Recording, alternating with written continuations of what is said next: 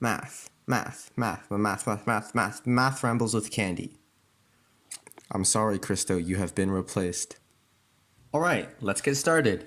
First of all, we will call each round a cycle. That is, a cycle consists of these two steps as defined in the problem. Now, let's analyze what the steps in each cycle actually do. Step 1 states that each person gives half their candy to the person to their right. Thus, if person A is to the left of person B, then after step 1, B will have A plus B all over 2 candies.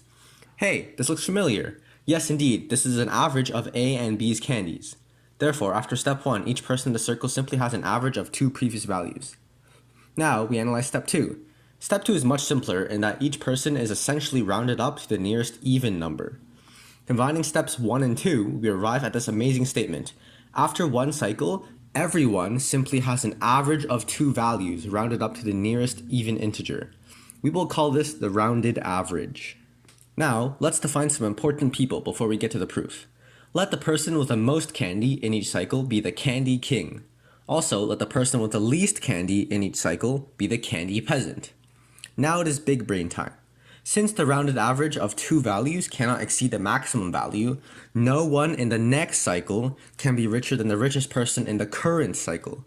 Thus, the king in the next round cannot be richer than the current king. Similarly, a rounded average cannot be less than the minimum, so no one in the next cycle can be poorer than the poorest person in the current cycle. Thus, the peasant in the next round must be richer than the peasant in the current round. And so, we have established that in every cycle, the peasant gets richer, whereas the king cannot get any richer. Therefore, after enough cycles, the peasant will have more and more candy, until the peasant has the same amount of candy as the king. When this happens, everyone will have the same amount of candy, since the minimum equals the maximum. Hooray! But now you ask, what if there are multiple peasants tied for poorest?